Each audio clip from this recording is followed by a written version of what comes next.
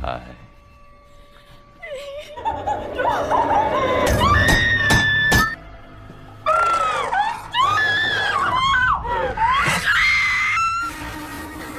Welcome to our world. Film pun dimulai. Di awal film kita diperlihatkan dengan sepasang kekasih gabrut yang sedang menikmati malam panjang mereka tanpa sadar hal yang mengerikan telah mengintai. Hingga tiba-tiba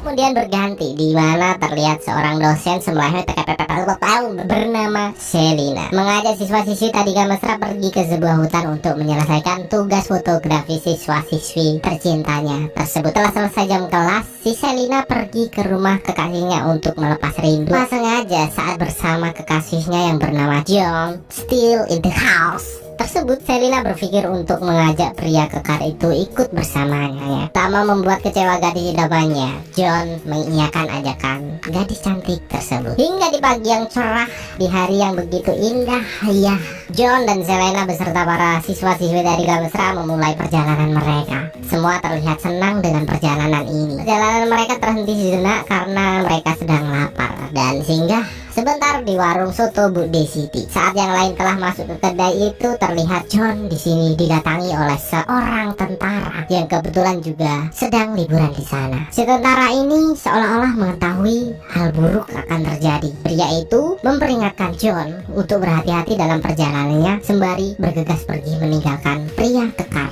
tersebut. Hingga tiba-tiba segerombolan preman kampung datang mengganggu bocil-bocil yang lagi makan. John yang melihat hal itu segera mendekat dan berusaha menghentikan perilaku buruk mereka dengan cara yang baik-baik saja. Selesaikan semua masalah dengan cara yang damai aja, bro. Namun pria kampung itu malah ngegas dan malah menyerangnya. John yang seorang tentara profesional tentu saja dengan mudah mengajar preman-preman kampung tersebut hanya menggunakan dengan jari kelingking saja.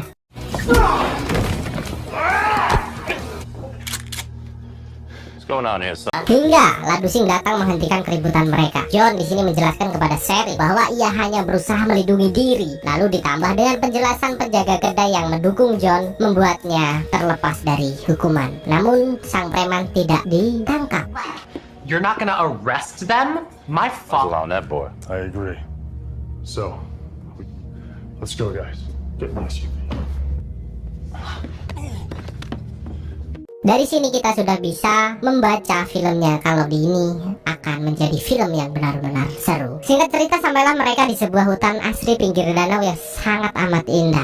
Setelah menemukan lokasi yang cocok, mereka pun segera membuat tenda untuk mereka beristirahat. Dan kita dari awal belum kenalan sama cewek-cewek ini ya. Kita kenalan dulu sama siswa-siswi tadika mesra. Kalau sepasang mesum ini, waduh, kayaknya nggak perlu dikenalin, tapi ya kenalin aja lah biar Abdul. Mereka bernama Chris dan Sheila. Oke, lanjut. Setelah sang tenda sok tahu dalam segala hal bernama Riley, anak papa yang papanya kayaknya kaya banget ya, bisa beli nyawamu lah istilahnya. Sementara yang lagi pegang kamera bernama Derek dan calon kekasihnya yang bernama Hailey Smlehoy. Setelah selesai membuat camp, Selina pun menyuruh siswa-siswinya untuk mencari spot terbaik untuk tugas mereka. Tak lupa, Selina berterima kasih kepada John karena telah menyelesaikan masalah saat di warung soto Bude City tadi. Setelah itu, Selina pun pergi mengantar Hailey untuk menemui Derek. Tak lupa, Hailey juga curhat ke dosennya tersebut bahwa sebenarnya ia tertarik kepada pria cupu dambaannya tersebut. Sedangkan si Chris sama si ceweknya sedang asik foto. Oh my god, yes. Setelah mengantar Hailey menemui Derek, Selina pun memutuskan untuk kembali ke tenda. Terlihat bunga dan rangkaian surat di sana. Selina pun mengikuti bunga-bunga tersebut yang ternyata John telah rela mengorbankan kesangarannya demi menjadi seorang pria bucin untuk mempersiapkan semua ini. Iya, agar hati sang dosen cantik ini luluh dan basah. Apanya bang basah? Setelah Selena, will you marry me?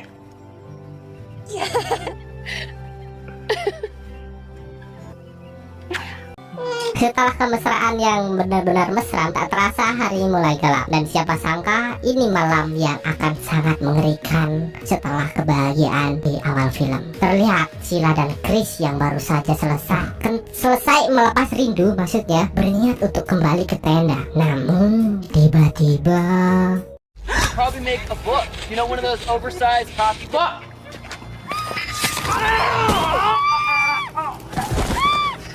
sementara itu di camp ceria, John dan yang lainnya belum menyadari bahwa temannya telah terbunuh. Mereka sedang asik menikmati api unggun, menghabiskan malam yang sunyi yang begitu mengerikan ini. Dan saat mereka mulai lengah, tiba-tiba segerombolan manusia liar datang menyerang mereka tanpa ampun hingga membuat Chris terbunuh dalam adegan ini.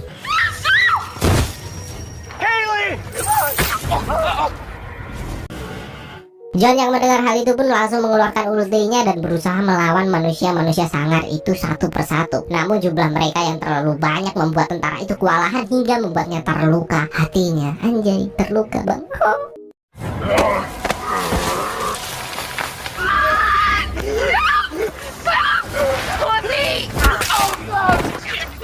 Counted for. So is the meat. This one.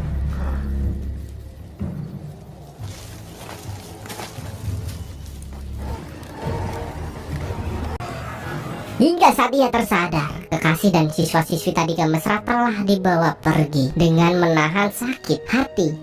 Sakit luka maksudnya. John berusaha menutupi lukanya tersebut dan bersiap melakukan pembalasan. This time to KNJ. Ternyata Selina dan kedua siswa tadi mesra itu tadi dibawa ke sebuah markas tempat orang-orang sangar itu bermukim. Terlihat seorang pemimpin kelompok mengerikan ini bernama Atkinson. Ia mengingatkan anak buahnya untuk membawa Selina ke ruang khusus karena badannya yang begitu aduhai selehoy toko-toko-toko-poy bulat seperti nangka. Sementara itu Riley yang tersadar dalam keadaan berlumuran saus tomat, terlihat sebuah makhluk aneh dan pakde-pakde sangar mendekatinya.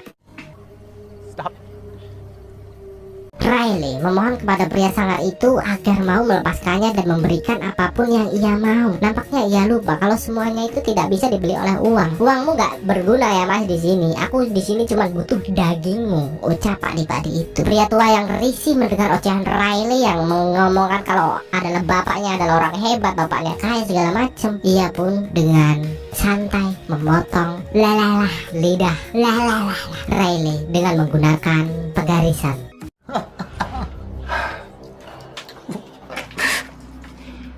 Do you know what kind of meat is?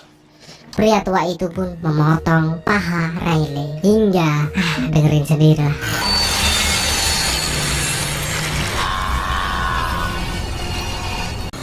Bukan hanya Riley yang bernasib buruk di sini. Hailey, gadis bibitan unggul yang masih virgin, alias yang belum pernah pengecerotan, juga mengalami hal yang sama. Ia mulai disiksa secara brutal di sana. Tangannya dipaku, lalu oleh manusia kayu yang batangnya terbuat dari kayu, hingga teriakannya terdengar oleh John.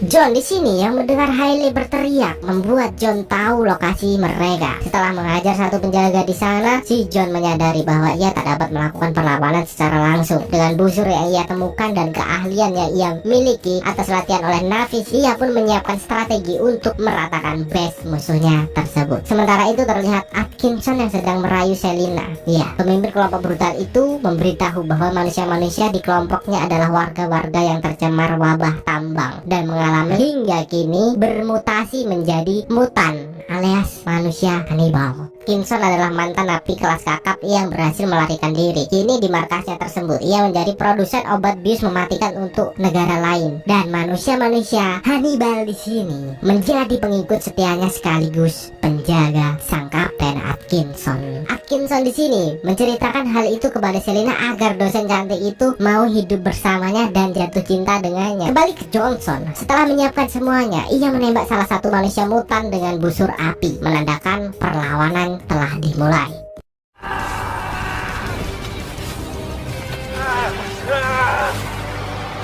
Sementara itu, Atkinson terlihat sangat marah dan mengerahkan semua anak buahnya untuk menghabisi Johnson. Tapi tentu saja tidak semudah itu, Ferguson. Si John pun menyelinap dan menghabisi satu persatu dari mereka bagaikan seorang ninja.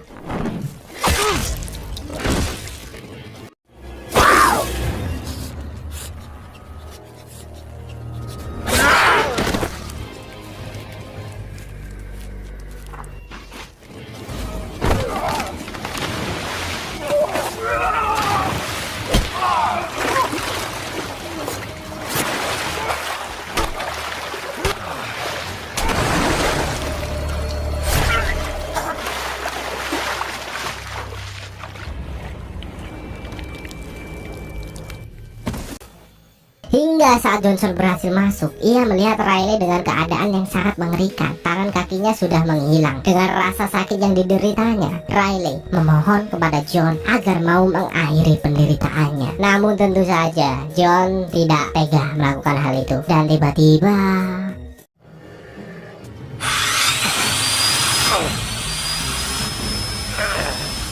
salah satu rekan Atkinson pun datang mengendap-endap langsung menyerang si John di sana. Adu mekanik tak dapat dihindarkan lagi. Bagaikan Yu Jong versus Pakito di XP Lab. Mereka adu mekanik dengan bekal ilmu bela diri yang ia miliki. John berhasil menghabisi pria tersebut dengan begitu susah. Bersamaan dengan itu, Riley dengan bahagia meninggal di sana. Sorry, Riley. John di sini terus menyelinap dan berhasil mengetahui keberadaan Hailey yang terpaku. Setelah melumpuhkan makhluk-makhluk aneh itu, John segera melepaskan paku yang menancap di tangan Hailey dan membawanya ke tempat yang lebih aman. John pun melanjutkan pencarian kekasihnya yang belum ditemukan. Dan tiba-tiba ia sampai di gudang penuh bahan kimia. John pun langsung menginterogasi pria tersebut, menanyakan keberadaan kekasih tercintanya. Setelah mengetahui posisi Selina, pria kekar itu pun menyekap dan membakar gudang barang haram tersebut.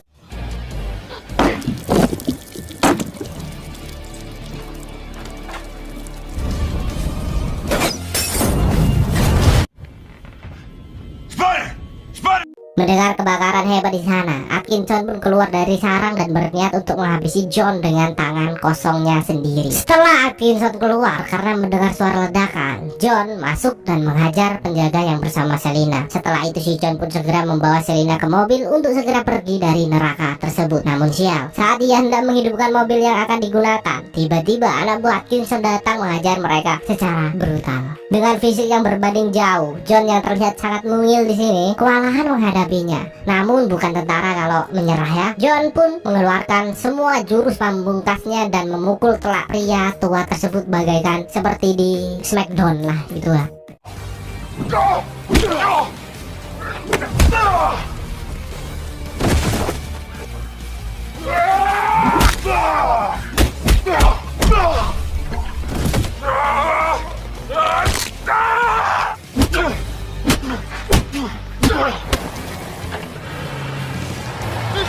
Atkinson yang melihat John kabur pun tak tinggal diam. Ia melakukan pengejaran dengan para anak buahnya. Tembak menembak tak dapat dihindarkan.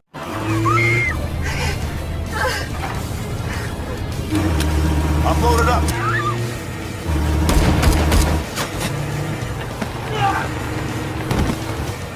Oh, fuck. Kill him.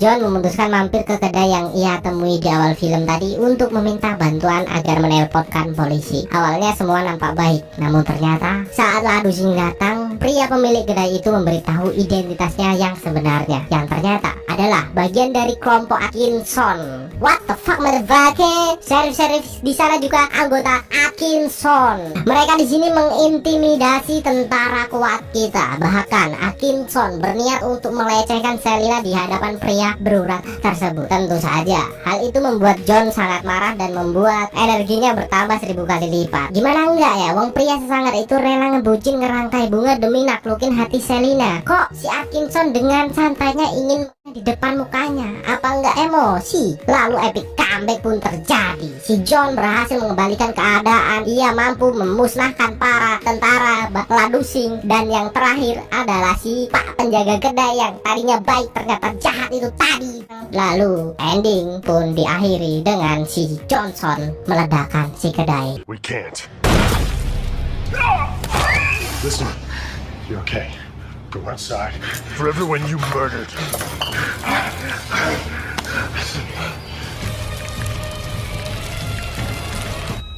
What did you do to him? I gave him what he deserved.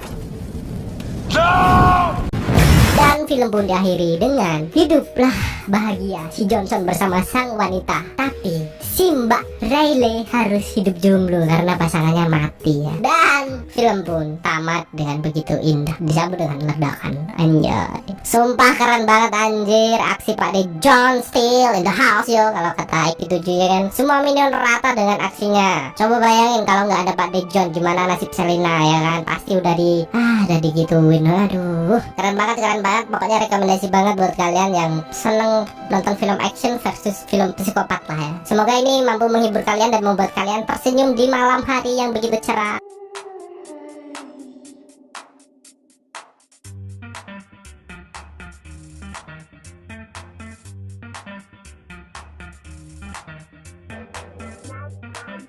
Sampai jumpa di next video. Terima kasih buat kalian semua. Dan saya mau minta maaf apabila ada kata-kata yang menyinggung atau menyakiti perasaan kalian. Semua itu saya lakukan hanya untuk menghibur kalian semua. Dan semoga kalian bahagia selalu, sehat, panjang umur, diberikan rezeki. Sehat. I love you so much. I love you pokoknya. I love you.